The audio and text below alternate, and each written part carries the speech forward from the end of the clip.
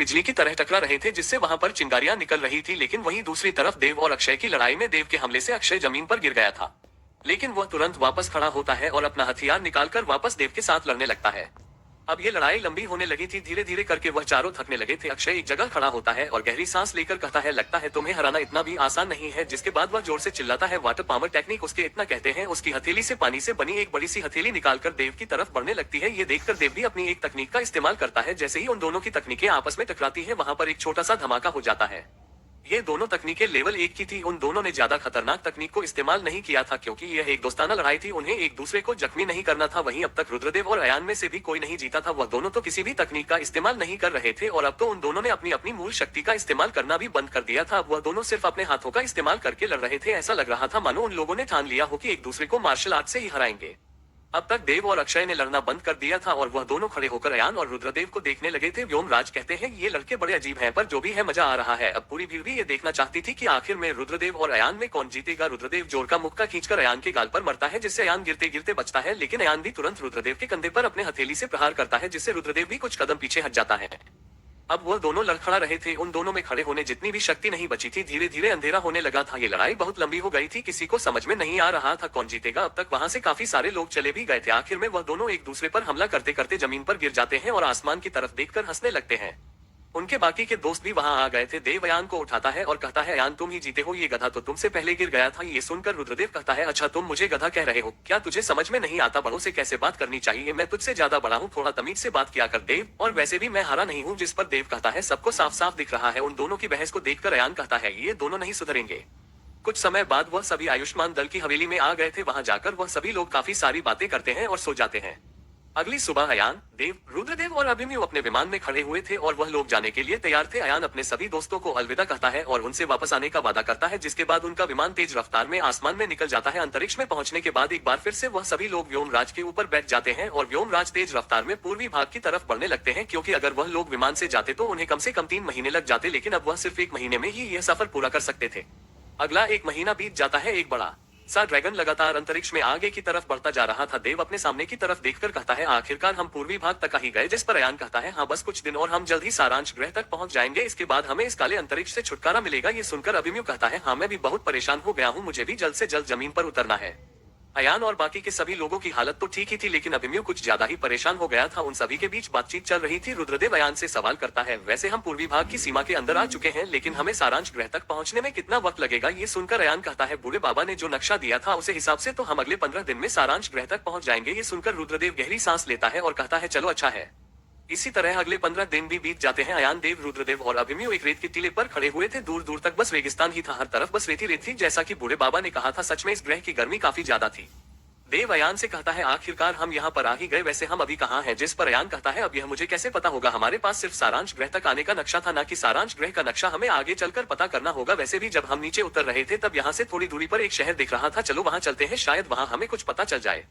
अयान की बात सुनकर वह सभी लोग चलने लगते हैं। कुछ घंटे चलने के बाद आखिरकार एक शहर के सामने आ जाते हैं। उस शहर के प्रवेश द्वार पर बड़े बड़े शब्दों में लिखा हुआ था, मरुभूमि साम्राज्य। रुद्रदेव कहता है, लगता है हम इस ग्रह में मरुभूमि साम्राज्य की सीमा पर खड़े हुए हैं। देखकर तो ऐसा ही लगता है कि यह मरुभूमि साम्राज्य की सीमा है। जिस पर अयान कहता है, हाँ मुझे भी ऐसा ही लगता है। साम्राज्य के अंदर जाने से पहले वह सभी लोग बिल्कुल साधारण लोगों की तरह कपड़े पहन लेते हैं, क्योंकि वह नहीं चाहते थे कि उनके हथियार और ऊंचे स्तर के कवच देखकर किसी का भी ध्यान उनकी ओर जाए, क्योंकि अब वह किसी भी फालतू की मुसीबत में नहीं पड़ना चाहते थे। अयान भी अपने पिछले अनुभवों से बहुत कुछ सीख चुका था, इसलिए वह भी अब किसी मुसीबत में नहीं पड़ना चाहता था। अब वह लोग बिल्कुल मामूली लोगों की तरह लग रहे थे और वैसे भी अभी उन्हें इस ग्रह के बारे में कोई भी जानकारी नहीं थी।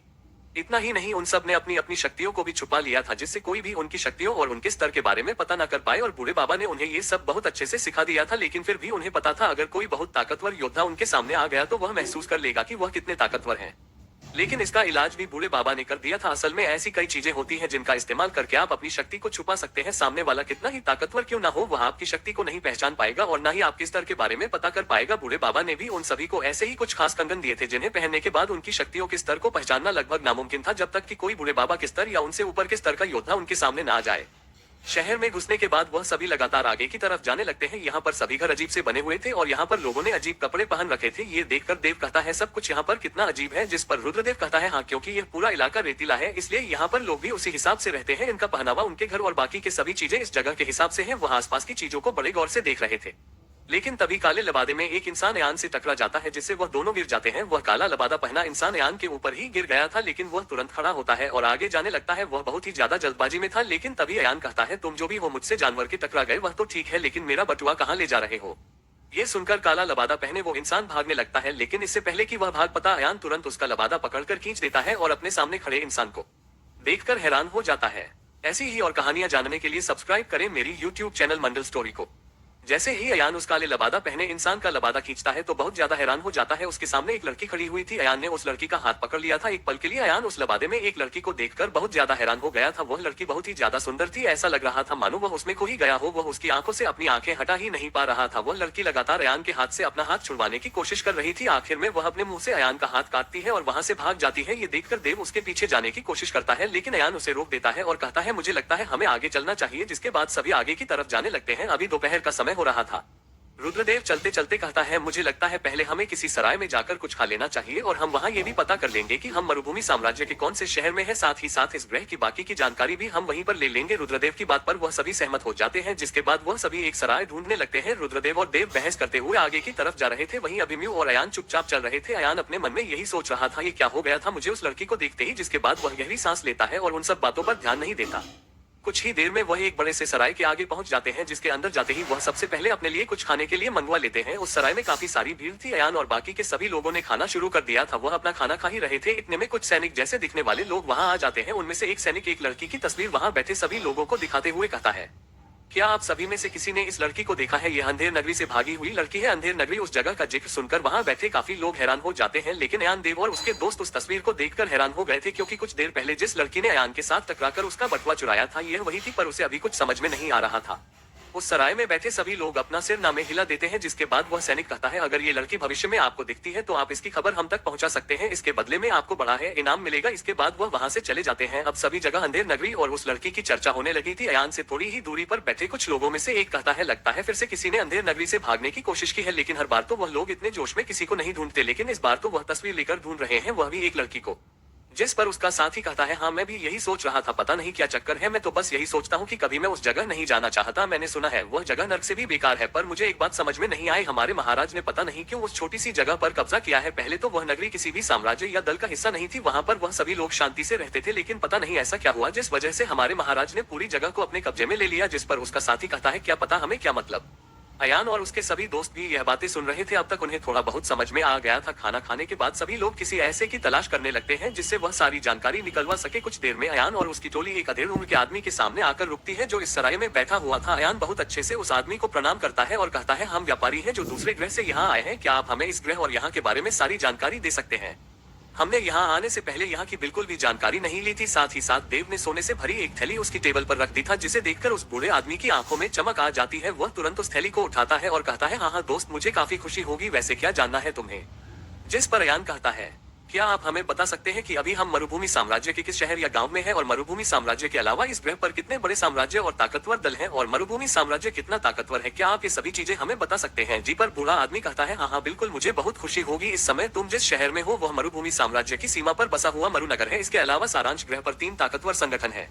पहले मरुभूमि साम्राज्य, दूसरा कामेश दल और तीसरा है बघीरा साम्राज्य। इनमें से सबसे ताकतवर हमारा साम्राज्य है मरुभूमि साम्राज्य, जिसके बाद कामेश दल और आखिर में बघीरा साम्राज्य। क्या तुम्हें और कोई जानकारी भी चाहिए? जिस पर अयान कहता है, क्या आप हमें अंधेर नगरी के बारे में कुछ बता सकते हैं? अभी अभी कुछ सैनिक उसी के बारे में पूछ रहे थे, क्या हम उसके बारे में कुछ जान सकते हैं? जिस पर वह आदमी थोड़ी देर शांत रहता है और कहता है, उस जगह के बारे में बात करना मना है, और सच कहूँ तो उस जगह के बारे में हमारे साम्राज्य में ज्यादा किसी को नहीं पता है। हमें सिर्फ इतना पता है कि आज से 3 साल पहले तक मरुभूमि साम्राज्य के बाहर वाले रेगिस्तान की जमीन के नीचे एक बहुत बड़ी बस्ती बसी हुई थी, जिसका नाम अंधेर नगरी था। वहाँ के लोग बाहर के लोगों से ज्यादा मिलते नहीं थे। हमें नहीं पता था वह कितने ताकतवर है, या वहाँ पर कोई साधन करता भी है या नहीं, या वहाँ पर कोई योद्धा भी है या नहीं। हमें सिर्फ इतना ही पता था कि वह पिछले कई सालों से वहाँ रहते हैं। न वह किसी साम्राज्य में शामिल होते थे, न किसी दल में, और वैसे भी वह उस बड़े रेगिस्तान के बीचों बीच जमीन के अंदर बसे हुए थे। इसलिए बाकी के साम्राज्य और दलों को भी फर्क नहीं पड़ता था कि वह क्या करते हैं। लेकिन पता नहीं क्यों आज से 3 साल पहले मरुभूमि साम्राज्य ने उस जगह पर कब्जा कर लिया। जिसके बाद वहां पर क्या होता है और क्या नहीं, हमें कुछ भी नहीं पता। उसके बाद में वह बूढ़ा धीरे से कहता है, लेकिन फिर भी कई लोग वहां से भागने की कोशिश करते हैं, और जब वह पकड़ लिए जाते हैं तो उन्हें जान से मार दिया जाता है। वहां से कुछ लोग भागे हैं, इसीलिए साम्राज्य में यह अफवाह फैली है कि वहां पर लोगों का जीवन नर्क से भी बदतर कर दिया गया है। पता नहीं हमारे महाराज वहां पर किसी तरह का काम करवाते हैं लोगों से, लेकिन जब से हमारे साम्राज्य ने उस जगह पर कब्जा किया है, हमारे साम्राज्य की ताकत लगातार बढ़ती ही जा रही है। पहले हमारा साम्राज्य और कामेश दल लगभग एक बराबर ही ताकतवर हुआ करते थे, लेकिन जब से मरुभूमि साम्राज्य ने अंधेर नगरी पर कब्जा किया है, तब से हमारे साम्राज्य की ताकत बहुत ज्यादा बढ़ती जा रही है। वैसे ये सब बातें मैं तुम्हें नहीं बताने वाला था, पर तुम्हें कहीं ना कहीं से पता चल ही जाती, और ऊपर से तुमने मुझे इतने सारे सिक्के दे दिए। धन्यवाद दोस्त, पर किसी से कहना मत कि मैंने तुम्हें ये सब बताया है। जिस पर अयान अपना सर हाँ में हिला देता है। अब तक अयान को थोड़ा बहुत समझ में आ गया था, बाकी के सभी लोग भी अब उसे अंधेर नगरी के बारे में सोचने लगे थे। उसे बूढ़े आदमी के वहां से जाने के बाद रुद्रदेव कहता है, जरूर उसे जगह पर कोई खजाना होगा, तभी यहाँ के राजा ने उसे जगह पर कब्जा कर लिया है, या फिर वहाँ पर कोई बहुत कीमती चीज हो सकती है। इससे ये साम्राज्य और ताकतवर होता जा रहा है। क्या लगता है, हमें इस बारे में पता करना चाहिए, हो सकता है हमें भी कुछ अच्छा मिल जाए। रुद्रदेव की बात सुनकर देव कहता है, तुम कह तो सही रहे हो, मैं भी यही सोच रहा था, लेकिन शायद तुम भूल गए हो, हम यहाँ प्रशिक्षण करने आए हैं। मुझे नहीं लगता कि अब हमें किसी नई मुसीबत में पड़ना चाहिए। हमें चुपचाप अपने प्रशिक्षण और साधना पर ध्यान देना चाहिए। मेरे हिसाब से अब हमें कहीं आराम करना चाहिए, और कल से अपने लिए कोई ऐसी जगह ढूंढेंगे जो बूढ़े बाबा ने बताई थी, जहाँ पर गुरुत्वाकर्षण बल बहुत ज्यादा हो, और फिर हम अपनी साधना शुरू कर सकते हैं। हमें इन मुसीबत से जितना ज्यादा हो सके उतना दूर रहना चाहिए, और वैसे भी अंधेरे में जुड़ी हुई है। देव की बात सुनकर अभिमन्यु कहता है, मुझे लगता है देव ठीक कह रहा है। ये सुनकर रुद्रदेव कहता है, अच्छा अयान, तुम्हारा इस बारे में क्या कहना है? ऐसी ही और कहानियां जानने के लिए सब्सक्राइब करें। रुद्रदेव का सवाल सुनकर अयान गहरी सोच में डूब जाता है। ये देखकर रुद्रदेव कहता है, क्या हुआ अयान, बताओ क्या करना चाहिए हमें? मुझे तो लगता है कि हमें एक बार उस अंधेर नगरी के बारे में पता लगाना चाहिए। जिस पर अयान कहता है, मुझे लगता है कि आज हमें आराम करना चाहिए, कल सुबह देखेंगे जो भी करना है। जिस पर देव कहता है, मुझे भी यही ठीक लगता है। जिसके बाद वह सभी लोग अपने रुकने का इंतजाम करते हैं और आराम करने लगते हैं। धीरे धीरे शाम हो जाती है और फिर अंधेरा। एक बार फिर से वह सभी उस सराय में खाना खाते हैं। अब तक उन्होंने आगे कुछ भी नहीं सोचा था। खाना खाने के बाद सभी अपने कमरों में साधना के लिए चले जाते हैं, पर अयान साधना नहीं कर पा रहा था। वह लगातार उस लड़की के बारे में सोच रहा था। आखिर में अयान हार मानकर सो जाता है। उसे समझ में नहीं आ रहा था कि आखिर वह उस लड़की के बारे में बार बार क्यों सोच रहा है। उसे बार बार उस लड़की की वही आंखें याद आ रही थी। अगले दिन सुबह होते ही वह चारों उठकर मरु शहर घूमने के लिए निकल जाते हैं। रुद्रदेव चलते चलते कहता है, हमें यहाँ आए एक दिन बीत गया है, लेकिन हमने अब तक कुछ भी नहीं किया है। अयान, क्या तुमने सोचा है हमें क्या करना है? जिस पर अयान कहता है, मुझे नहीं पता। उसकी बात सुनकर देव कहता है, अब इसे क्या हुआ? वह मरु शहर में घूम रहे थे, तभी सैनिकों की बड़ी टुकड़ी वहां से गुजरती है। उन सैनिकों के साथ साथ मारू साम्राज्य के कुछ योद्धा भी उनके पीछे जा रहे थे। ऐसा लग रहा था उस शहर में भगदड़ मच गई हो। उनमें से कुछ शहर के अंदरूनी तरफ जा रहे थे, तो कुछ शहर के दरवाजे की तरफ जा रहे थे। अयान और उसके दोस्तों को कुछ भी समझ में नहीं आता। तभी देव उन भागते हुए लोगों में से एक को रोकता है और कहता है, आखिर यहाँ चल कह रहा है, आप सभी कहाँ जा रहे हैं? जिस पर वह आदमी रुककर कहता है, अरे भाई, क्या तुम्हें नहीं पता, एक बार फिर से तिलिस्मी जानवरों के झुंड ने मरु शहर पर हमला कर दिया है। रेगिस्तान में बहुत सारे अलग अलग जानवर हैं जो अक्सर झुंड बनाकर यहाँ हमला करते हैं। आज भी वैसा ही हो रहा है। ये सभी सैनिक उन्हें ही रोकने साम्राज्य की सीमा पर जा रहे हैं, ताकि वह मरु शहर में या मरुभूमि साम्राज्य के अंदर न घुस पाए। अब जल्दी करो, तुम भी मेरे साथ मरु शहर के अंदरूनी हिस्से में चलो, ताकि हम सुरक्षित रहें। ये कहकर वह आदमी भाग जाता है।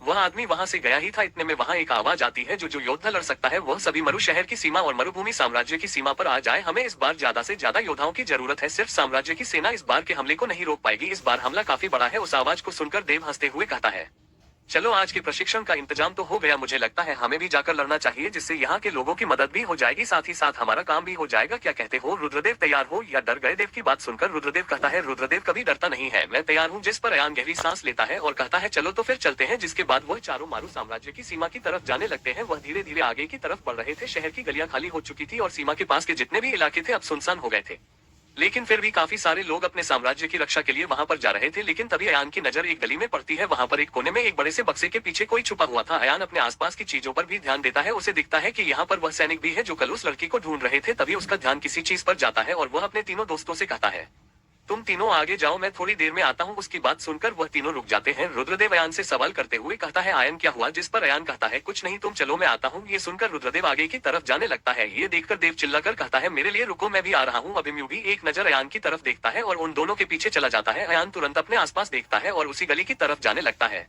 जब अयान उस खाली गली में पहुंचता है और उस बक्से के पीछे देखता है, तो वहां पर वही लड़की दीवार से टिककर उस बक्से के पीछे छुपी हुई थी। देखकर ऐसा लग रहा था मानो वह गहरी नींद में हो। उसने अभी भी अपने आप को उस काले लिबादे में छुपा रखा था। अयान एक बार फिर से उस लड़की को देखने लगता है। उसकी नजरें उस पर से हट ही नहीं रही थी। उस लड़की का चेहरा इतना ज्यादा मासूम और भोला था कि अयान उसमें खो गया था। उस लड़की की आंखें बहुत ही ज्यादा प्यारी थी। शायद उस जैसी लड़की को अयान ने पहले कभी नहीं देखा था। तभी गलती से अयान एक आवाज कर देता है, जिससे वह लड़की जाग जाती है और तुरंत हड़बड़ाकर खड़ी हो जाती है। वह लड़की अयान को अपने सामने देखकर डर जाती है। तभी उसे याद आता है कि यह वही लड़का है। वह तुरंत पीछे हटते हुए कहती है, मुझे माफ कर दो, कल के लिए मुझे उन सिक्कों की जरूरत थी। जिसके बाद वह अपने पीछे कुछ छुपा लेती है। देखकर ऐसा लग रहा था कि अयान का वही बटवा है। वह लड़की डरते हुए आगे कहती है, क्या तुम मेरे बारे में सैनिकों को बता दोगे? देखो ऐसा मत करो, मेरी मदद करो, मुझे यहाँ से जाने दो। मैं वादा करती हूँ जब भी मुझे मौका मिलेगा मैं तुम्हारे सिक्के वापस कर दूंगी। कृपया करके सैनिकों को मत बताना। अयान अभी भी लगातार उस लड़की को देखे जा रहा था। जब वह लड़की बोल रही थी तो अयान उसके पतले होठों को हिलते हुए देख रहा था, जिससे उसके चेहरे पर मुस्कुराहट आ गई थी। उस लड़की को समझ में नहीं आ रहा था आखिर अयान हंस क्यों रहा है। ऐसा लग रहा था उसने उसकी बातें सुनी ही ना हो। लड़की काफी डरी हुई थी, साथ ही साथ उसकी हालत बिल्कुल भी ठीक नहीं लग रही थी। वह लड़की यह सब कह ही रही थी, तभी वहां पर वही सब सैनिक आ जाते हैं जो उस लड़की को ढूंढ रहे थे। उन्हें देखकर वह लड़की बहुत डर जाती है और उन्हीं की तरफ देखने लगती है। ये देखकर अयान का ध्यान भी उन्हीं की तरफ चला जाता है। उनमें से एक सैनिक कहता है, हो तो ये यहाँ पर छिपी है, जाओ उस लड़की को पकड़ लो, साथ में उस लड़के को भी। अब हम इन दोनों को नहीं छोड़ सकते हैं। ये लड़की तो मारेगी ही, पर अब ये लड़का भी मारेगा। हो सकता है इस लड़की ने उस लड़के को कुछ बता दिया हो और महाराज नहीं चाहते कि किसी को भी उनके गुप्त कार्य के बारे में खबर लगे। उस सैनिक की बात सुनकर वह लड़की डर जाती है और तुरंत अयान के सामने आकर खड़ी होती है और कहती है, देखो इसमें इस लड़की की कोई गलती नहीं है, इसे छोड़ दो। वह तो कल मैंने इसके सिक्के चुरा लिए थे, इसलिए ये यहाँ पर आया था। मैंने उसे कुछ भी नहीं बताया, उसे छोड़ दो। उस लड़की की बात सुनकर वह सैनिक हंसता है और कहता है, हम तुम्हारा विश्वास क्यों करें? वैसे भी तुम इस लड़के की इतनी तरफदारी कैसे कर रही हो जबकि तुम इससे पहली बार मिली हो? इसका मतलब है कि जरूर तुमने इसे कुछ न कुछ बताया है, इसलिए तुम चाहती हो हम इसे छोड़ दे। क्या हमें बेवकूफ समझ रखा है? लड़की अयान हैरान हो गया था कि वह लड़की इतनी बड़ी मुसीबत में होने के बाद भी उसे बचाने की कोशिश कर रही है, जबकि वह तो उसे जानती भी नहीं है। वहां पर कुल मिलाकर 3 सैनिक थे जो कि मनोस्तर के 90 सितारे पर थे। वह लड़की बहुत ज्यादा कमजोर थी, लेकिन वह भी एक प्रथम स्तर के 90 सितारे की योद्धा थी। वह अपनी पानी की मूल शक्ति जागृत करती है और उन सैनिकों की तरफ देखकर कहती है, मेरे बाबा ने कहा था कि हमेशा लोगों की मदद करनी चाहिए। मैं तुम्हें इस लड़के को चोट पहुंचाने नहीं दे सकती, इसका कोई दोष नहीं है, यह मेरी वजह से मुसीबत में पड़ा है। ये तो बस यहाँ पर अपने सिक्के वापस लेने आया था। असल में उस लड़की को लग रहा था कि अयान एक योद्धा नहीं है और वह लड़ नहीं सकता, क्योंकि योद्धा की आभा दूर से ही महसूस हो जाती है। लेकिन अयान इस समय बूढ़े बाबा के कंगन का इस्तेमाल कर रहा था, जिस वजह से वह बिल्कुल एक साधारण इंसान की तरह लग रहा था। उसे लड़की को अपनी शक्तियां जागृत करते देखकर वह सैनिक हंसने लगते हैं और कहते हैं, अच्छा तो तुम हमें रोकोगी? वह अपने पीछे खड़े अयान की तरफ देखती है और अपने एक हाथ से उसे पीछे करते हुए कहती है, तुम भाग जाओ, मैं उन्हें रोक लूंगी। पर अयान कुछ कह ही नहीं पाता। वह लड़की अब चिल्लाकर कहती है, क्या तुम्हें समझ में नहीं आ रहा है मैं क्या कह रही हूँ? भाग जाओ। लेकिन तभी एक सैनिक उस लड़की की तरफ हमला करता है। ऐसी ही और कहानियां जानने के लिए सब्सक्राइब करें मेरी YouTube चैनल मंडल स्टोरी को। सैनिक उस लड़की पर हमला करता है, लेकिन अयान वक्त पर आकर सामने खड़ा हो जाता है, जिससे उसके गल पर एक जोर का तमाचा लगता है और अयान उस गली में जाकर गिर जाता है। उसके गिरने से आसपास का सामान टूट जाता है। वह एक लकड़ी के बक्से पर गिरा था, जिससे उसके कपड़ों पर धूल ही धूल लग गई थी, पर अयान को उससे कोई ज्यादा फर्क नहीं पड़ा था। असल में तो अयान जानबूझकर गिरा था। उसे समझ में आ गया था कि इस लड़की को लग रहा है कि अयान एक मामूली इंसान है और अब वह इस नाटक को जारी रखना चाहता था। पता नहीं क्या चल रहा था अयान के दिमाग में। अयान को गिरता हुआ देखकर वह लड़की भागकर उसके पास जाती है और कहती है, क्या तुम ठीक हो? जिस पर अयान कराहते हुए कहता है, हाँ मैं ठीक हूँ। लड़की कहती है, मुझे माफ कर दो, मेरी वजह से तुम मुसीबत में पड़ गए। अगर मैं तुम्हारे सिक्के ना चुराती तो तुम यहाँ मुझे ढूंढते हुए ना आते और ना ही इस मुसीबत में पड़ते हैं। ये सुनकर अयान कहता है, मुझे नहीं लगता कि अभी यह सब बातें करने का समय है, हमें यहाँ से भागना चाहिए। ये सुनकर लड़की अपना सर हाँ में हिलती है। अयान खड़ा होता है और उस लड़की का हाथ पकड़कर भागने लगता है। अयान को मन ही मन अच्छा लग रहा था। उसे अच्छा लग रहा था कि उस लड़की को उसकी परवाह हो रही है। उन दोनों को भागता हुआ देखकर वह सैनिक तुरंत उन्हें घेर लेते हैं। उन सैनिकों की रफ्तार काफी ज्यादा तेज थी। उनमें से एक सैनिक एक बार फिर से उन पर हमला करता है। अयान एक बार फिर से सामने आ जाता है और उस लड़की पर होने वाला हमला अपने ऊपर ले लेता है, लेकिन इस बार वह जमीन पर नहीं गिरता। उनमें से एक सैनिक कहता है, अरे रुक जाओ, ऐसे हमले करोगे तो ये दोनों मर जाएंगे, भूल मत, हमें इस लड़की को जिंदा लेकर जाना है। इसके बाद वह सैनिक उन दोनों को बांधे देते हैं। उस लड़की की आंखों से काफी आंसू आ रहे थे, उसे बुरा भी लग रहा था। उन दोनों को जंजीरों में बांधने के बाद वह सैनिक उन्हें ले जाकर एक चौराहे पर रखे बड़े से पिंजरे में बंद कर देते हैं और उन दोनों के चेहरों पर काला कपड़ा रख देते हैं। जिसके बाद उनमें से एक सैनिक कहता है, बाहर अभी लड़ाई चल रही है, जब लड़ाई खत्म हो जाएगी तब हम इन्हें लेकर अंधेर नगरी की तरफ चलेंगे। अयान और वह लड़की अभी भी उस पिंजरे में बैठे हुए थे। वह लड़की बिल्कुल भी आवाज नहीं कर रही थी। यह महसूस करके अयान कहता है, सुनो सुनो, तुम्हारा नाम क्या है? पर सामने से कोई भी जवाब नहीं आता। शायद वह लड़की बेहोश हो चुकी थी। अयान अपने मन में सोचता है, इसकी हालत ठीक नहीं है। वह चुपचाप अपनी अंगूठी से एक गोली निकलता है और अपने दोनों हाथ जो हथकड़ी में बंद थे उनका इस्तेमाल करके धीरे से उस लड़की के मुंह से कपड़ा हटता है और उसके मुंह में वह गोली डाल देता है। जिसके बाद वह उसका कपड़ा वापस वैसे ही ढककर चुपचाप खुद भी उस पिंजरे में बैठ जाता है।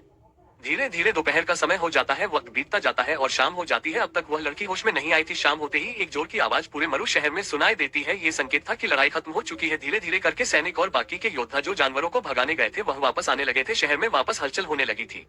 अयान भी समझ चुका था कि शायद युद्ध खत्म हो चुका है। वह चुपचाप अपने लॉकेट के अंदर मौजूद स्क्रोल में से कुंभ को बाहर बुलाता है। कुंभ अयान के मन की बात पढ़ लेता है। वह तुरंत बुए का रूप लेकर उस पिंजरे से निकलकर दूर चला जाता है। उन सैनिकों और किसी को भी खबर नहीं हुई थी कि अभी अभी यहाँ पर क्या हुआ है। अब कुंभ अयान से 3 से 4 गली दूर था। अयान अपने मन में कुंभ से कहता है, कुंभ मेरी बात ध्यान से सुनो, तुम देव रुद्रदेव और अभिमन्यु के पास जाओ, उन्हें बता देना कि अयान अंधेर नगरी जा रहा है और साथ ही साथ ये भी बता देना कि मैं किस तरह से जा रहा हूँ, लेकिन उन्हें समझा देना कि उन्हें मुझे बचाना नहीं है, मैं इसी तरह अंधेर नगरी जाऊंगा, वह तीनों हमारा पीछा कर सकते हैं, तुम समझ गए ना। जिस पर कुंभ भी अपने मन में ही अयान को जवाब देता है, जी कुमार, अयान में समझ गया। इसके बाद कुंभ एक बार फिर से धुएं में बदलकर बाकी के तीनों को ढूंढने लगता है। अयान एक गहरी सांस लेता है और कहता है, चलो देखते हैं क्या होता है, मैं भी तो देखूंगा आखिर क्या है अंधेर नगरी में, जो यहाँ का राजा उस जगह के लिए इतना पागल हो गया है कि वह इस तरह की मासूम लड़कियों को तक मार रहा है।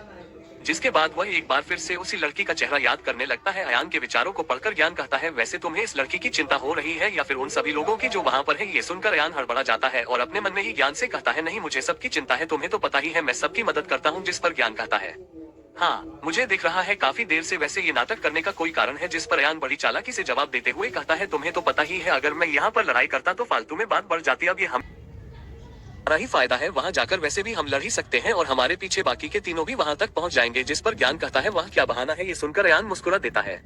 कुछ देर में एक बड़ी सी गाड़ी के अंदर उस पिंजरे को उठाकर रख दिया जाता है। उस लड़की के अलावा भी वहाँ पर 3-4 लोग थे जो अंधेर नगरी से भागे थे, उन्हें भी पिंजरों में भरकर वापस अंधेर नगरी ले जाया जा रहा था। अब तक उस लड़की को होश नहीं आया था, अंधेरा हो चुका था, गाड़ियां आगे की तरफ बढ़ती जा रही थी। अयान को समझ में आ गया था कि अब उनके साथ कुछ ताकतवर योद्धा चल रहे हैं, वह उनकी शक्ति को महसूस कर सकता था, लेकिन तभी उस लड़की को होश आ जाता है।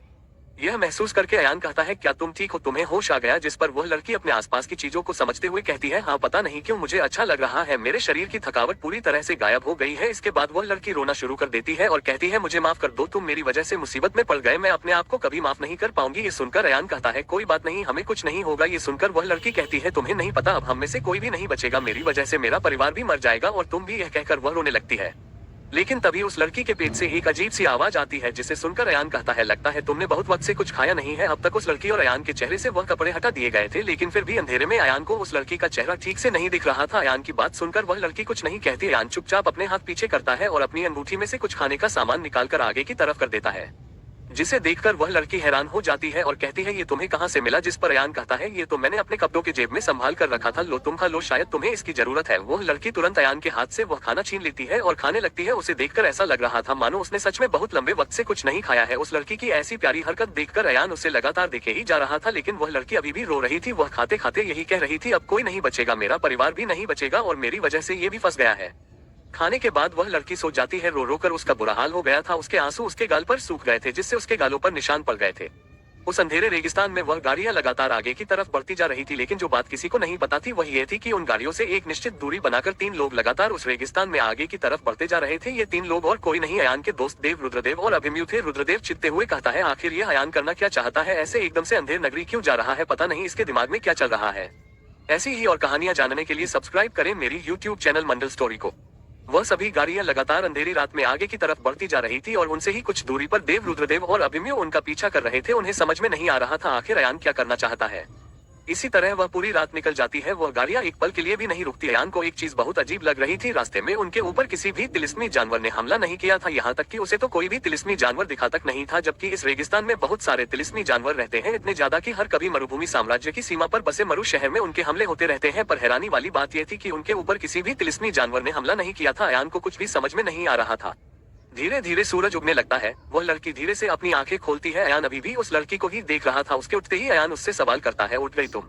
अयान का सवाल सुनकर वह लड़की उसी की तरफ देखने लगती है। लड़की देखने में काफी ज्यादा कमजोर लग रही थी, साथ ही साथ उसके गालों पर अभी भी आंसुओं के निशान थे। वह लड़की अयान के सवाल का जवाब नहीं देती और चुपचाप नीचे की तरफ देखकर कुछ सोचने लगती है। अयान उससे फिर से सवाल करता है, तुम्हारा नाम क्या है। वह लड़की अपना सर धीरे से ऊपर करती है और धीमी आवाज में कहती है, आकृत्य।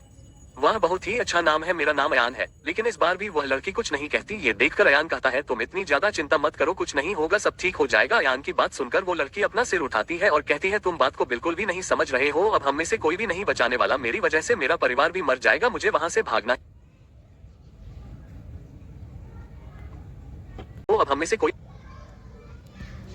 नहीं बचाने वाला, मेरी वजह से मेरा परिवार भी मर जाएगा, मुझे वहाँ से भागना ही नहीं चाहिए था। मैंने अपने बाबा से कहा था पर उन्होंने मेरी एक नहीं सुनी और अब तो मेरी वजह से तुम भी यहाँ फंस गए हो। मैं बहुत बुरी हूँ, मैं कुछ भी नहीं कर पाई।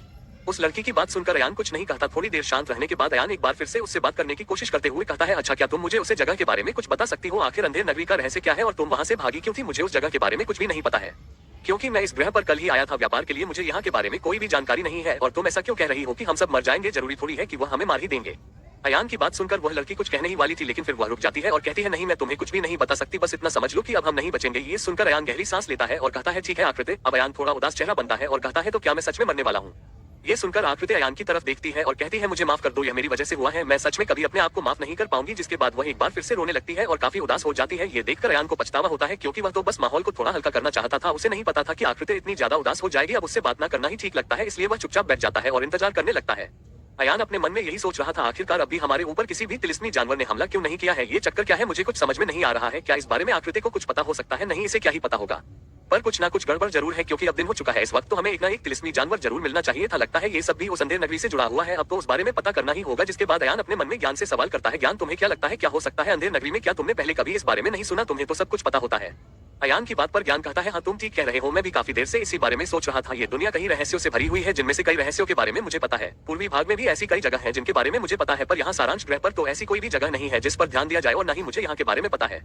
पूरे इतिहास में पूर्वी भाग में ऐसा कुछ नहीं हुआ है जिससे इस जगह के बारे में कुछ पता चल सके। दूसरे ग्रहों पर ऐसी कई जगह है जिन पर ध्यान दिया जा सकता है, पर वह भी इतनी कुछ खास नहीं है। अब तो मुझे भी इस बारे में जानना है। यहाँ पर दो संभावनाएं हो सकती है। पहली तो यहाँ कुछ ऐसा है जो मेरी पहुंच से बाहर है, और दूसरी की अंधेर नगरी में कोई ऐसी खास चीज नहीं है जिस पर हम ध्यान दें, क्योंकि अगर ऐसा कुछ होता तो मुझे जरूर पता होता। हो सकता है यहाँ के लोगों को वह खास लग रही हो, लेकिन फिर भी हमें एक बार वहाँ चलकर देखना चाहिए। ज्ञान की पूरी बात सुनने के बाद अयान कहता है, ठीक है मैं समझ गया। इसी तरह वह दिन भी बीत जाता है। धीरे धीरे शाम का समय होने लगा था। अयान अब काफी ज्यादा हैरान हो चुका था, क्योंकि यहाँ तक के सफर में एक भी जानवर उनके सामने नहीं आया था। कुछ ही देर में अंधेरा हो जाता है। अब वह गाड़ियां एक जगह पर रुक चुकी थी। रेगिस्तान में हल्की हल्की हवा चल रही थी। जब अयान देखा है कि वह गाड़ियां रुक गई है, तब वह अपने आसपास ध्यान देने लगता है, लेकिन दूर दूर तक कुछ भी नहीं दिख रहा था। आकृति भी अब उठ चुकी थी। इन गाड़ियों से कुछ दूरी पर एक रेत के टीले पर 3 लोग लेटे हुए थे और इन्हीं गाड़ियों पर नजर रख रहे थे। रुद्रदेव कहता है, ये गाड़ियां यहाँ आकर रुक क्यों गई? ऐसे तो ना रात में रुकी थी और ना आज दिन भर में, तो काफी ज्यादा थक गया। वो तो अच्छा है जो इस देव के पास अपना तिलिस्मी जानवर था, वरना न जाने हमारी क्या हालत होती। जिस पर अभिमन्यु कहता है, हाँ तुम ठीक कह रहे हो। वहीं दूसरी तरफ अब उन गाड़ियों के आसपास खड़े सैनिक चलकर एक जगह की तरफ जाने लगते हैं। उन गाड़ियों से थोड़ी ही दूरी पर जाकर वह सभी रुक जाते हैं और एक गोल घेरे में खड़े हो जाते हैं, जिसके बाद वह सभी अपनी अपनी अंगूठियों में से एक एक पत्थर निकलते हैं और उन्हें ऊपर कर देते हैं। ऐसा करते ही उन पत्थरों में से एक अजीब सी ऊर्जा निकालकर दूसरे पत्थरों से जुड़ने लगती है, जिससे वहां पर एक जादुई गोला तैयार हो जाता है, जो कि पूरा ऊर्जा से बना हुआ था। धीरे धीरे आसपास की जमीन हिलने लगी थी। कुछ ही देर में उस जगह की रेत पूरी तरह से हट जाती है। जहां पर वह सभी लोग खड़े हुए थे, वहां नीचे की तरफ जाने का रास्ता दिखने लगता है। अयान और बाकी के छुपे हुए तीनों लोग भी इस नजारे को देखकर काफी ज्यादा हैरान हो गए थे। रुद्रदेव कहता है, ये तो बड़ी कमाल की जगह है। सोचा नहीं था कि निचले हिस्से में कोई ऐसी जगह हो सकती है। अब तो इस जगह के बारे में जानने में मजा आएगा। देव और अभिमन्यु भी काफी हैरान हो गए थे। उन्होंने पहले भी ऐसी कई चीज देखी थी, पर ये कुछ अलग ही था, क्योंकि कुछ देर पहले वह पूरी जगह रेत से ढकी हुई थी। उस जगह को देखकर कोई नहीं कह सकता था कि वहां नीचे जाने का कोई रास्ता भी हो सकता है। अयान भी इस नजारे को काफी हैरानी से देख रहा था। सैनिक वापस गाड़ियों के पास आते हैं। उनमें से एक सैनिक अयान और आकृति की तरफ देखकर कहता है, लड़की तुमने क्या सोचा था कि तुम यहाँ से भाग जाओगी? अंदर चलो, तुम्हारे लिए एक तोहफा है जो तुम्हें जरूर पसंद आएगा। ये कहकर वह हंसने लगता है। वही उस सैनिक की बात सुनकर आकृति काफी डर जाती है। उसे समझ में नहीं आ रहा था आखिर उस सैनिक ने ऐसा क्यों कहा है। जिसके बाद वह गाड़ियां धीरे धीरे करके उस रास्ते से नीचे की तरफ जाने लगती है। जैसे ही आखिरी गाड़ी नीचे की तरफ जाती है, दरवाजा एक झटके से बंद हो जाता है। अयान दरवाजे की तरफ देख रहा था। अयान अपने मन में कहता है, क्या तुम तीनों यहाँ तक आ गए हो? पता नहीं वह यहाँ तक आए होंगे या नहीं, पर मुझे लगता है अगर वह यहाँ आ गए होंगे तो जरूर अंदर आने का कोई ना कोई रास्ता ढूंढ लेंगे। वहीं दूसरी तरफ वह तीनों उस रास्ते को बंद होता हुआ देखते ही रह गए थे। उस रास्ते के बंद होते ही वह तीनों भाग कर आते हैं और कहते हैं, अरे यार, दरवाजा तो काफी जल्दी बंद हो गया, अब हम क्या करें? क्या लगता है आपको क्या होगा आगे? कहीं अयान ने कोई गलती तो नहीं कर दी है?